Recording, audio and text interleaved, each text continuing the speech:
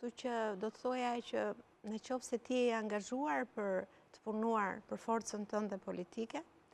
si në të hapur dhe në të mbyllur, nuk ka asnjë lloj vlere nëse del Klodi apo s'del Klodi. Nëse Partia Socialiste si forcë politike nuk e realizon atë angazhimin e vet, objektivin e vet që ka, mendoj që ç'vlerë ka se fitoi ai listës mbyllur në konceptin tim. Pastaj gara në listën e hapur është një garë vërtet garë e vështirë, do të thoja, sepse kur ka dhe emra dhe përfaqësues të profesioneve të ndryshme, ku ka njerëz që kanë kontribuar në Partinë Socialiste, kanë mbajtur pozicione,